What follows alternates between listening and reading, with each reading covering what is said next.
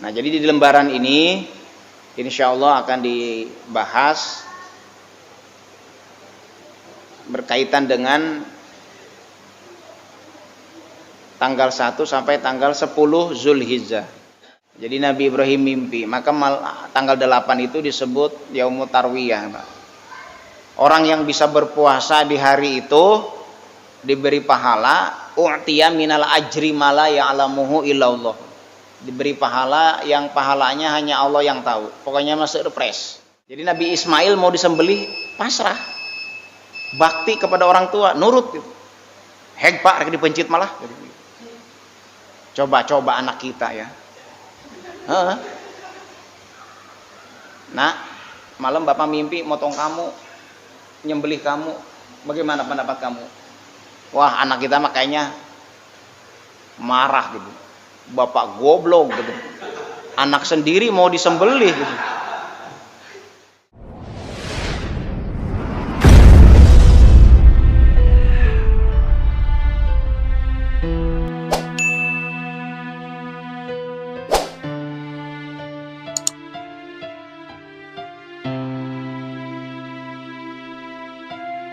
Warahmatullahi taala wabarakatuh. A'udzu billahi minasyaitonir rajim. Bismillahirrahmanirrahim. Alhamdulillah alladzi ja'alana minan nasihin wa abhamana min ulumil ulama'ir rasikhin. Wassalatu wassalamu ala man nasakha dinahu adyanal kafarati wa talihin wa ala alihi wa ashabihi alladhina yatamassakuna bi syari'ati salihin. Asyhadu an la ilaha illallah wahdahu la syarikalah al-malikul haqqul mubin wa asyhadu anna sayyidana Muhammadan abduhu wa rasuluh shadiqu wa'dil amin. Allahumma salli wa sallim ala hadha nabiyil karim wa alihi wa ashabihi salikin ala manhajihil qawim. Qala ta'ala a'udzu billahi minasyaitonir rajim. Bismillahirrahmanirrahim. Wal fajri wa layalin 'ashr wasyaf'i wal watr. Wa qala aidan fasalli li rabbika wanhar. Shadaqallahul azim wa sadaqa rasuluhu wa nahnu ala dzalika minasyahidin wa syakirin wa nahnu ma'asyiral muslimin wa jumratal mu'minin sa'adakumullah.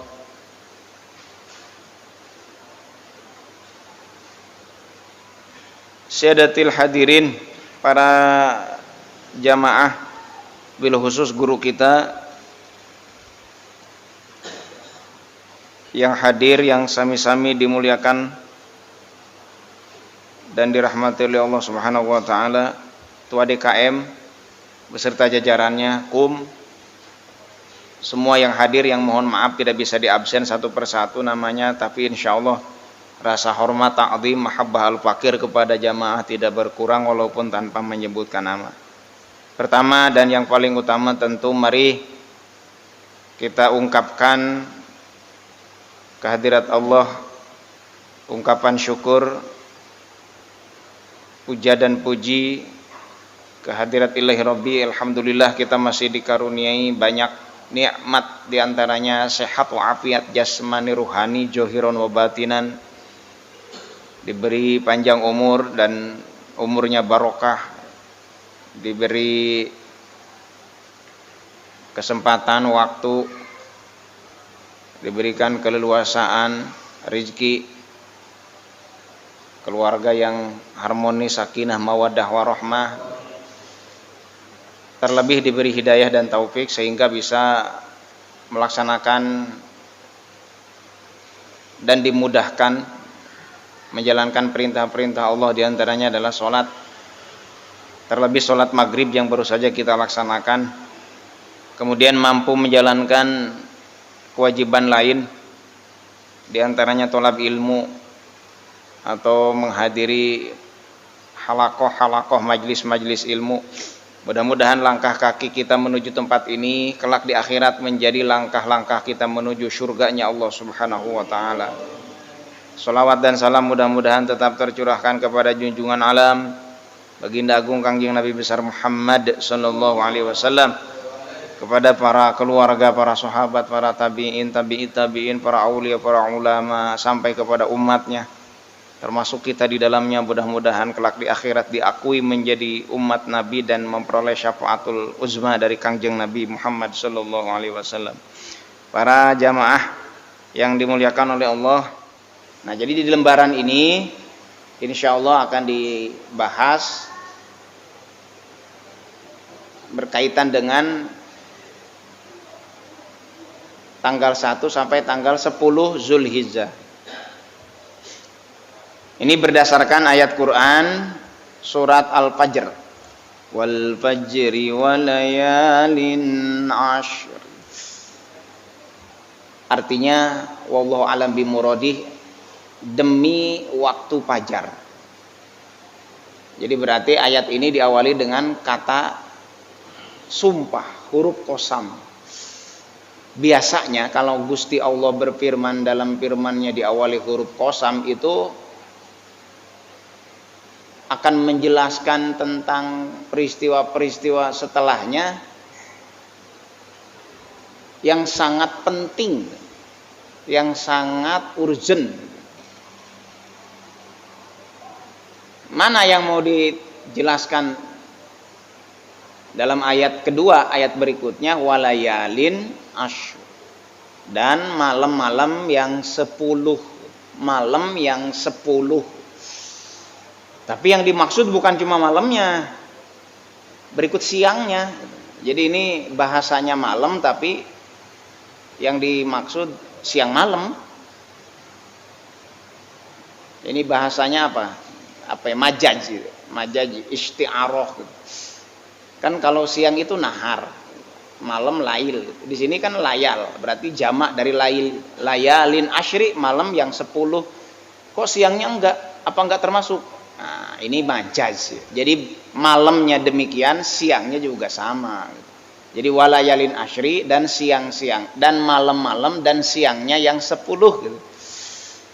Nah, seperti bahasa ginilah abawani gitu, atau abawain. Aba itu kan bapak, awain itu berarti kan muannas gitu. Abawain itu bukan dua bapak tapi ibu bapak. Walidain, walid itu berarti kan bapak. Kalau ibu itu walidah pakai ta marbuto. Tapi bahasanya walidain, birrul walidain. Itu jangan diartikan berbuat baik kepada kedua bapak, bukan. Bapak ibu. Nah, ini juga sama nih layalin yang tertulis lail malam, tapi yang dimaksud siang malam. Malam siang juga lah. Malam dan siangnya yang 10. Walayalin ashr. Demi 10 malam dan harinya. Di awal bulan Zulhijjah sampai tanggal 10. Dalam sejarah tanggal 1 bulan Zulhijjah adalah hari diterimanya taubat Nabi Adam alaihis salam. Dulu Nabi Adam itu pernah berbuat kesalahan, tergoda oleh godaan iblis. Allah dalam Al-Quran melarang Nabi Adam untuk mendekati pohon yang katanya pohon khuldi, buah khuldi. Khuldi itu artinya langgeng, abadi. Wala taqraba hadhihi syajarata fatakuna minadh dhalimin. Jadi jangankan makan buahnya, mendekati pohonnya saja Allah ngelarang gitu. Allah mengharamkan. Jangankan makan buahnya, gitu. Mendekati pohonnya saja Allah melarang. Wala taqraba hadhihi syajarah. Nabi Adam kegoda istrinya kegoda iblis. Akhirnya makan. Dua-duanya makan. Ketika makan ingat kalau ini dilarang, ini diharamkan. Ketika ingat itu sudah kadung nyangkut, Nabi Adam nyangkut di tenggorokan, Siti Hawa nyangkut di dada. Makanya kalau laki-laki di tenggorokannya ada jakun, nah itu konon katanya dulu itu salmo asalnya. Kalau lah perempuan di sini nyangkutnya di dada. Nah, gara-gara perbuatannya inilah Nabi Adam diturunkan dari surga. Nabi Adam diturunkan di negara India, Siti Hajar diturunkan di Saudi, tepatnya di kota Jeddah. Makanya dinamai kota Jeddah itu dari kata Jaddah. Jaddah itu nenek. Artinya Siti Hawa, neneknya para manusia kabeh. Diturunkan di Jeddah. Akhirnya saling mencari, ketemu di Jabal Rohmah. Jabal Rohmah itu ada di bagian Arafah. Ada tugu, nah itu tugu tempat bertemunya dulu Nabi Adam dan Siti Hawa, namanya Tugu Jabal Rohmah. Jadi kalau kita pergi haji atau umroh, biasanya city tour ke situ tuh berkunjung. Ada yang numpang selfie, ada yang numpang kagum doang gitu. Ada yang nulis nama saudaranya yang di rumah biar nanti kepanggil datang ke sini gitu. Kan banyak bebatuan tuh. Jadi katanya kalau kita nulis nama saudara, teman atau siapa, namanya ditulis di sana, nanti orang yang ditulis itu bisa mengunjungi, bisa datang. Katanya. Tapi mungkin saja. Karena semuanya dipanggil, diundang oleh Allah untuk datang. Itu tempat bertemunya dulu Nabiullah Adam dan Siti Hawa. Akhirnya Nabi Adam itu merasa berdosa. Taubat kepada Allah puluhan tahun, bahkan mungkin ribuan tahun taubatnya itu. Kemudian Nabi Adam itu mendawamkan, mewirid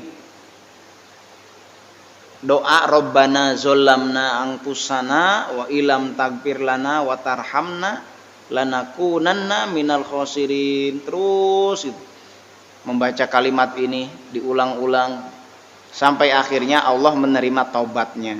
Nah, itu di tanggal 1 bulan Zulhijjah. Apabila ada yang puasa di waktu itu, maka Allah Ta'ala mengampuni semua dosanya. Berikutnya tanggal 2 atau hari kedua di bulan Zulhijjah, ialah hari dijawab doanya Nabi Yunus alaihis salam. Nabi Yunus itu nabi yang dulu pernah ditelan ikan. Ada yang mengatakan ikannya namanya ikan nun. Ikan nun. Seukuran ikan hiu atau ikan paus. Pokoknya bisa menelan manusia. Bukan cuma satu, mungkin 10 orang bisa masuk. Kebayang ya, itu baru ikan nun, belum ikan wau, ikan ha lam alif am jahiyah mungkin lebih gede, lebih banyak. Ikan nun katanya itu. Ceritanya gini, jadi Nabi Yunus itu numpang kapal laut, perahu lah, dulu mah perahu ya. Ternyata kapal yang ditumpangi di tengah laut itu oleng. Ketika diindikasi ternyata over kapasitas, kelebihan muatan. Solusinya adalah harus ada yang diturunkan dari pesawat, dari kapal itu. Kemudian diundi, nama-nama penumpang itu diundi. Yang keluar nama Nabi Yunus gitu. Akhirnya beliau yang diturunkan di tengah laut. Sampai akhirnya ditelan ikan. 40 hari 40 malam beliau berada di perut ikan. Camping lah kira-kira gitu ya. Nginep di dalam perut itu. Di dalam perut ikan. Sambil beliau membaca doa zikir la ilaha illa anta subhanaka inni kuntu minadh-dhalimin. La ilaha illa anta subhanaka inni kuntu minadh dhalimin. Terus sampai akhirnya ikan itu mual kali ya, mual. Kemudian muntah. Nabi Yunus dimuntahkan.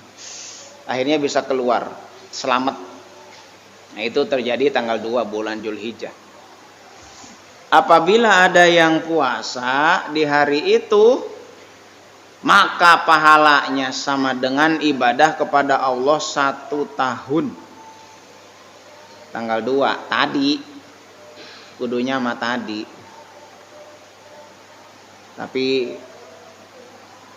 ogah berat Ustad puasa wae yang geus entong. Bisi paeh.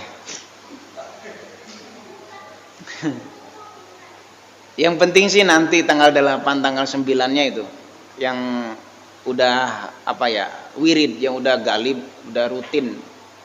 Kalau dari tanggal 1 mungkin takut nanti teman kita curiga, wah lagi tirakat ini. Kayaknya pengen kebeli Lamborghini, atau pengen punya istri 4, apalah gitu. Jadi dicurigai teman nanti kalau puasa dari tanggal 1. Makanya nanti puasanya tanggal 8, 9 aja. Berikutnya tanggal 3 atau hari ketiga di bulan Zulhijjah adalah hari diijabah doanya Nabi Zakaria alaihi salam. Nabi Zakaria itu nabi yang rumah tangganya udah sekian puluh tahun tapi nggak dikaruniai putra. Pokoknya emang nggak punya anak gitu. Udah rumah tangga puluhan tahun. Nah, sedangkan anak itu menjadi tanda kebahagiaan, keharmonisan sebuah rumah tangga itu punya anak. Pokoknya walaupun hidupnya lubak-libuk, loba-lobak, teka-lebok, itu nggak punya anak, beda rasanya. Tapi kalau punya, wah, kita pulang kerja capek aja, di jalan udah mau serempetan sama orang, kesel ya, tambah kesel gitu. Begitu nyampe rumah dicambut sama anak, itu hilang capek tuh, bahagia gitu. Ini simbol kebahagiaan rumah tangga itu anak. Nabi Zakaria itu rumah tangganya sudah puluhan tahun gak punya anak. Tapi gak putus asa. Nabi Zakaria itu sering mewirid membaca doa Rabbi la tadarni farda wa anta khairul warisin. Rabbi la tadarni farda wa anta khairul warisin. Terus aja gitu.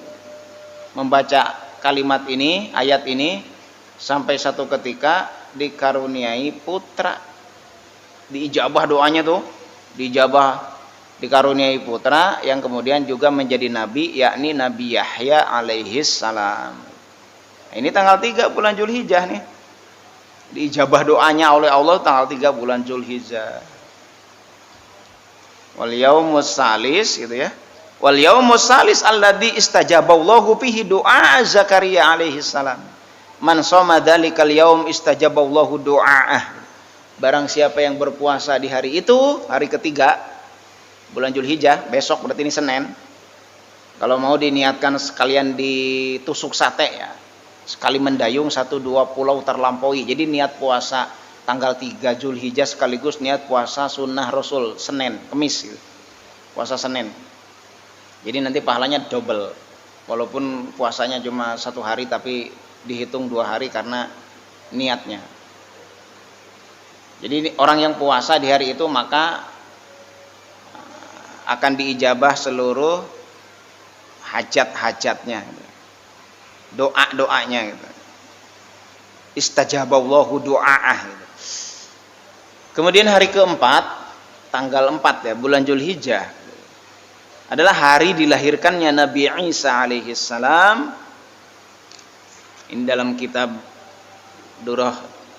Duratun Nasihin. Wal yaumur rabi' al yaumul ladzi wulida fihi Isa alaihi salam. Man shoma dzalikal yaum nafallahu anhul ba'sa wal faqra. Barang siapa yang puasa di hari keempat, maka Allah akan hilangkan dari kesusahan dan kefakiran. Hari kelima adalah hari dilahirkannya Nabiullah Musa alaihi salam. Nabi Musa ini lahir di zaman kerajaan kejam, zolim, Fir'aun. Fir'aun itu mengeluarkan kepres, keputusan presiden, kebijakannya. Siapa saja yang punya anak, yang melahirkan seorang anak laki-laki, maka harus dikubur hidup-hidup, dibunuh. Ibunda Nabi Musa pas ngelahirin Nabi Musa, akhirnya takut, khawatir ketahuan sama raja, Nabi Musa itu dimasukkan ke dalam peti, kemudian dihanyutkan di sungai Nil. Ketika dihanyutkan, nyangkutnya di istana raja, rajanya Raja Fir'aun. Pas begitu nyangkut ya, yang nemu istrinya Fir'aun, Siti Asyiyah. Beruntung Siti Asyiyah itu wanita solehah. Biar kata suaminya dedengkotnya kafir, bahkan berani ngaku Tuhan, ana Rabbul Alamin, tapi Siti Asyiyahnya orang solehah, wanita solehah. Begitu lihat ada bayi dihanyutkan, beliau langsung tertarik, ingin mengadopsi itu. Akhirnya diadopsi itu sama Siti Asyiyah. Ketika sudah usia tamyiz, Nabi Musa udah usia tamyiz atau usia idep gitu, itu digendong sama Fir'aun. Pas lagi digendong, ngejambak jenggotnya Fir'aun. Fir'aun kesakitan, marah, nih bocah kurang ajar nih, masih bocah udah berani, apalagi udah dewasa, gua bunuh aja lah gitu. Kata Siti Asyiyah, jangan pak, jangan bang, namanya juga bocah, dia nggak tahu yang dijambaknya apa. Enggak, ini bocah udah hidup ini, tahu dia, pokoknya harus dibunuh. Jangan bang, coba aja deh kita tes, kita taruhin di depannya itu roti sama bara api. Kalau dia ngambil roti berarti dia hidup, tapi kalau dia ngambil bara api berarti dia nggak hidup. Akhirnya dites tuh di hadapan Nabi Musa, ditaruh sebelah kanannya roti, sebelah kirinya bara api yang masih nyala, areng. Emang Nabi Musa mah apalun gitu, tahu mana makanan mana yang bukan. Hampir mau ngambil roti tuh, tangannya dibelokkan sama malaikat, akhirnya ngambilnya bara api, sampai ditelan, sampai menyebabkan beliau itu cadel, apa bahasa Indonesianya, cedal. Jadi kurang fasehat, kurang jelas dalam bicara. Itu karena tadi makan bara api, makan areng. Kata Siti Asyiyah, tuh bang, lihat dia ngambilnya areng kan, berarti dia nggak hidup gitu. Padahal itu dibelokkan, digerakkan oleh malaikat gitu, untuk menyelamatkan beliau gitu, supaya tidak mati, supaya tidak dibunuh. Dasar emang pinabian gitu, dasar emang calon nabi, hidup di lingkungan kerajaan yang jolim, kejam, bahkan ngaku pangeran juga, tetap aja jadi nabi gitu. Nah, Nabi Musa alaihi salam, beliau diberi wiridan oleh Allah, dikasih doa supaya kembali normal, bicaranya lancar, yaitu doa Rabbi syrahli sadri wa yassirli amri wahlul 'uqdatam min lisani yafqahu qauli. Dibaca sama beliau, diulang-ulang terus sampai akhirnya sehat lagi, normal lagi seperti biasa, fasehat bicaranya. Itu karena sering baca Rabbi syrahli sadri wa yassirli amri wahlul 'uqdatam min lisani yafqahu qauli. Kalau yang Habib ini yang dari mana? Libanon, yang lupa saya nama Habibnya. Aduh, masih ada ikatan dengan Tuan Syekh Abdul Qadir. Itu beliau menambahkan kalimat tadi itu gini, wasaddid lisani wahdi qalbi bihaqqi sayyidina Muhammadin sallallahu alaihi wasallam. Ini baik dibaca bagi guru, ustadz, kiai sebelum mengajar. Jadi sebelum menyampaikan materi, baca dulu Rabbi syrahli sadri wa yassirli amri wahlul 'uqdatam min lisani yafqahu qauli wasaddid lisani wahdi qalbi bihaqqi sayyidina Muhammadin sallallahu alaihi wasallam. Itu tambahannya dari, pernah ke pesantren itu, lupa namanya Syekh siapa gitu.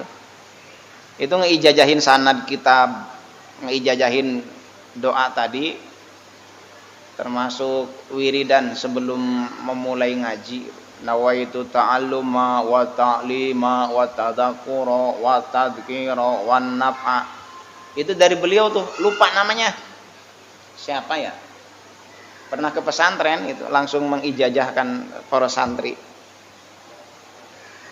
Itu tambahannya. Jadi Rabbi Syrohli ditambahkan di akhirnya wasadid lisani wahdi qalbi bihaqqi sayyidina Muhammadin sallallahu alaihi wasallam.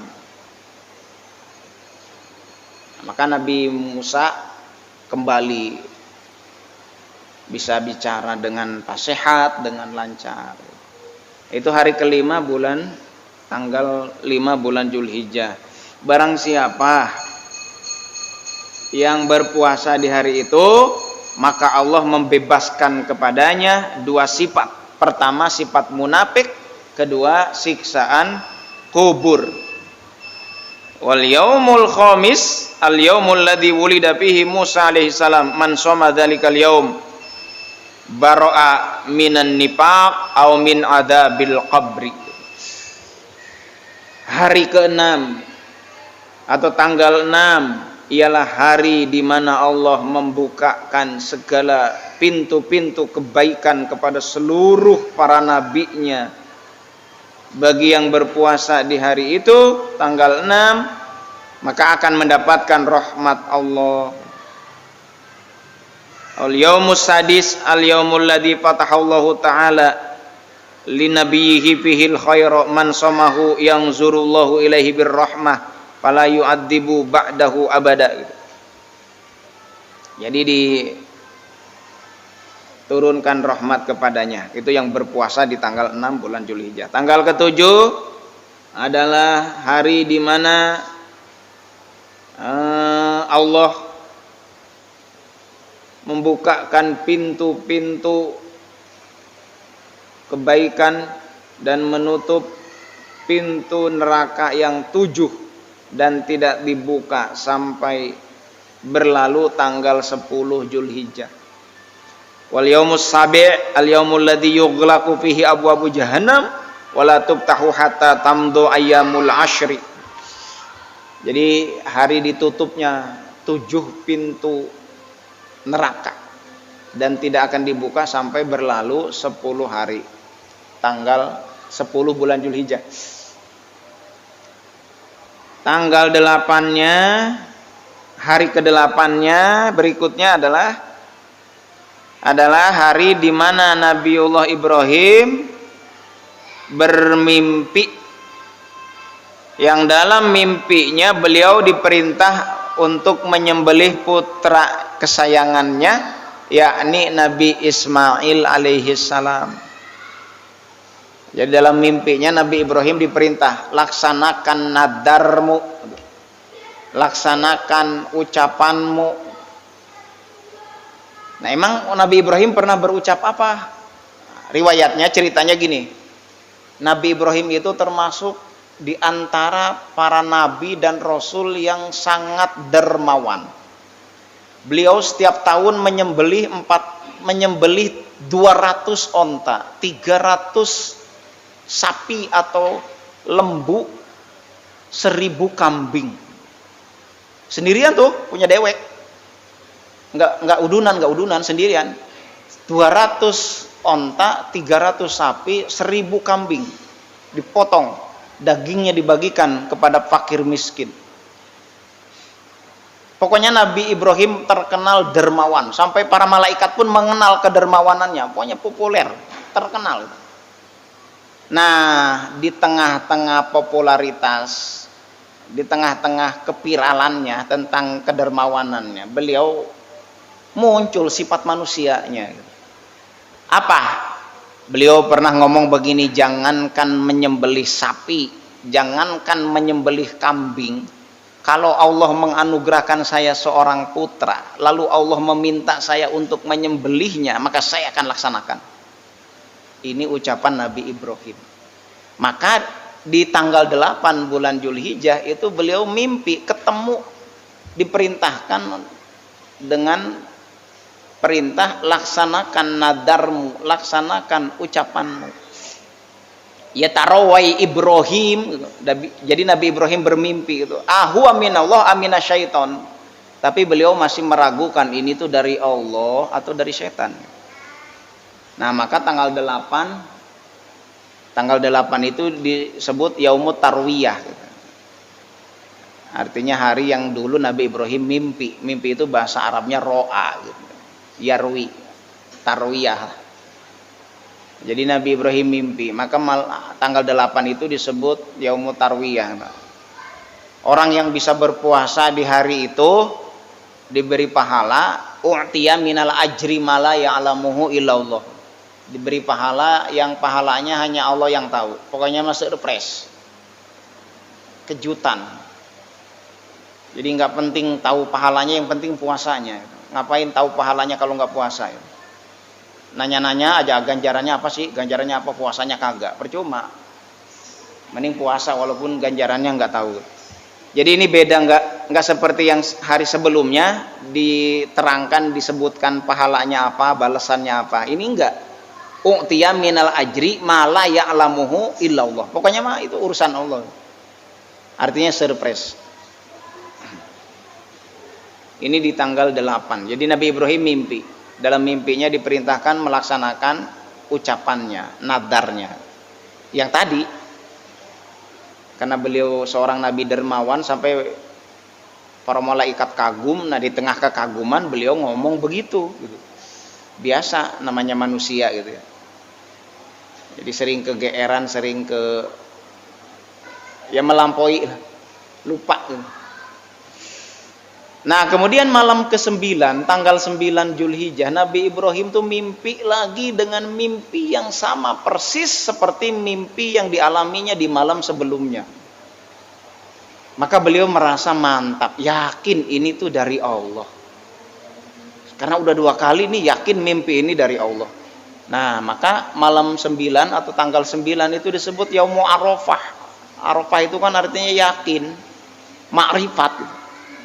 Ma'rifat itu kan idrokun jazim bihaitsu laisa ma'ahu taraddud, sudah tidak diragu-ragukan, itu yakin udah. Maka tanggal 9 itu disebut Yaumul Arafah. Sekaligus ini menjadi waktu puncak ritual ibadah haji. Al-Haji Arafah. Haji itu adalah wukuf di Arafah. Juga di tanggal ini dulu Rasulullah menerima wahyu terakhir, tanggal 9 Zulhijjah itu. Surat Al-Maidah ayat 3. Al-yauma akmaltu lakum dinakum wa atmamtu alaikum wa raditu lakumul Islam madina. Ayat ini turun pada saat Hijjul Wada, Nabi haji perpisahan tanggal 9 Zulhijjah. Jadi sejarahnya sangat kental ya, sangat relevan. Maka saat ini saudara-saudara kita yang sedang melaksanakan panggilan Allah menunaikan ibadah haji, nanti tanggal 9 kumpul di Padang Arafah. Hitung-hitung in memoriam, atau bahasanya mengenang memori. Satu saat manusia akan dikumpulkan di tempat yang sama, namanya Padang Mahsyar. Jadi kalau di dunia masih segelintir orang lah, 4 juta kurang lebih dikumpulkan dalam satu tempat. Nanti di akhirat di Padang Mahsyar seluruh manusia dari zaman Nabi Adam sampai manusia terakhir dikumpulkan di sana. Namanya Padang Mahsyar.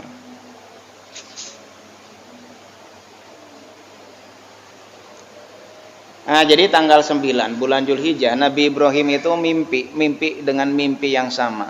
Maka disebut Yaumul Arafah. Orang yang bisa berpuasa di hari itu maka diberi pahala kafaratul 5 sanatil madiyah wal mustaqbalah. Diampuni dosanya yang telah lalu dan setahun yang akan datang. Tapi jangan disalahpahami, mentang-mentang sudah puasa, kemudian ada hadis ini, akhirnya setahun ke depan itu berbuat dosa terus itu. Kan udah dapat jaminan, bebas. Maksudnya bukan begitu. Diampuni dosa yang setahun yang akan datang, itu maksudnya dijaga badannya, diraksa jiwanya, raganya dari perbuatan dosa. Jadi akan dijaga, dilindungi badannya, jiwanya dari perbuatan dosa. Bukan berarti bebas berbuat dosa, kan sudah dapat asuransi jaminan. Bukan. Itu pahala ya bagi yang puasa tanggal 9 bulan Zulhijjah. Malam ke-10, tanggal 10 bulan Zulhijjah, Nabi Ibrahim mimpi kembali dengan mimpi yang sama, persis seperti mimpi yang dialaminya di malam 8 dan 9. Pokoknya nggak ada bedanya, mimpinya tuh itu. Laksanakan nadarmu, laksanakan ucapanmu.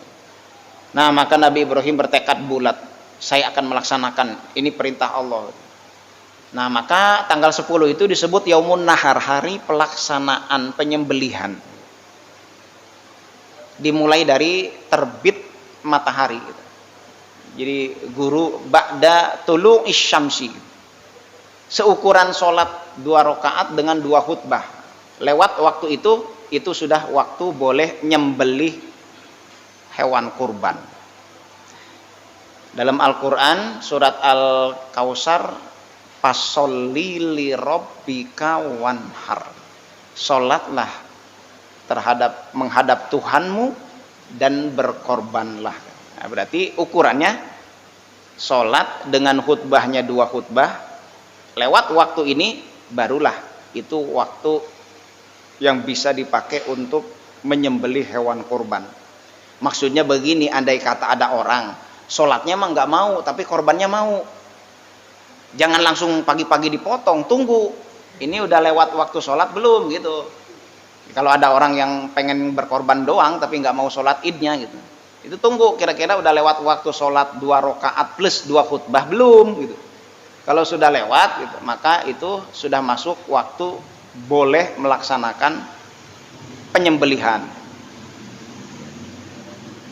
Asa kara ragoknya gitu, mending sholat heula, ketahuan gitu udah selesai sholatnya baru berkorban, motong.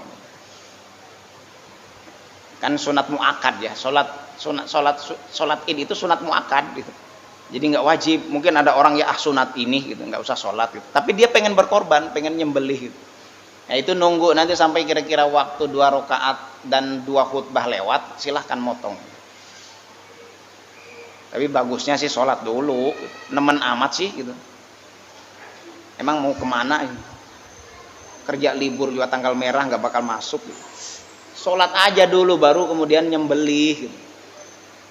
Ini andai kata gitu ada orang yang mau nyembelih tapi nggak mau sholatnya, nggak apa-apa. Pokoknya kira-kira udah lewat waktu sholat 2 rakaat plus 2 kali khutbah, itu berarti sudah masuk waktu dibolehkannya menyembelih gitu. Yaumun Nahar namanya, hari pelaksanaan penyembelihan.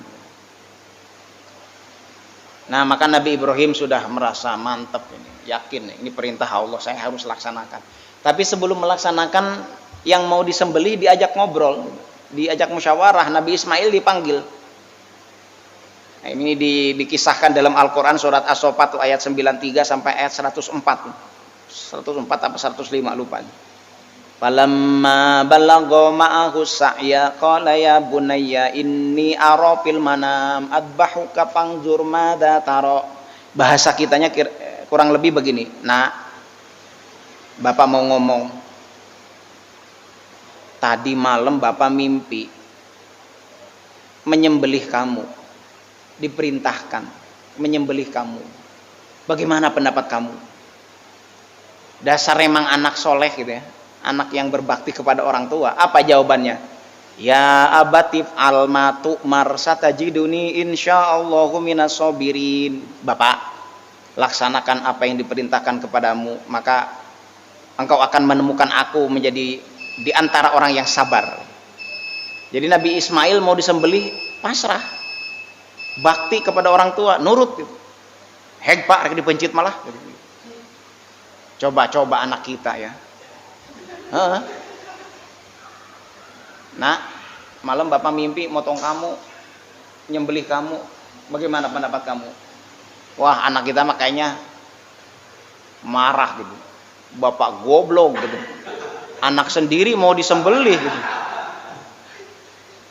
Kabur, pasti kabur itu, lari. Nabi Ismail enggak. Kemudian Nabi Ibrahim mengajak istri beliau ngobrol, karena biar bagaimanapun ini adalah darah dagingnya gitu. Dan yang berjuang mati-matian itu adalah ini, istrinya. Maka Siti Hajar diajak ngobrol. Mah, bapak malam mimpi motong anak kita, bagaimana pendapat mama? Kalau istri kita kira-kira jawabannya apa? Mungkin persis seperti anak kita tadi ya. Siti Hajar enggak, Siti Hajar mendukung, silahkan Pak, kalau memang itu perintah Allah, saya mensupport, saya berada di belakang Bapak, gitu. Laksanakan. Itu Siti Hajar. Jadi enggak karena itu darah dagingnya kemudian enggak tega, tetap kalau itu perintah Allah laksanakan. Akhirnya siap Nabi Ibrahim, udah ngasah golok, Nabi Ismail sudah berbaring, ketika golok itu akan menyentuh kulit leher Nabi Ismail, malaikat turun membawa seekor gibas kambing besar dari surga. Wa fadainahu bidibhin adzim. Jadi kami gantikan, kami tebus Ismail dengan sesembelihan yang sangat besar. Akhirnya yang disembelih oleh Nabi Ibrahim adalah kambing, domba gitu.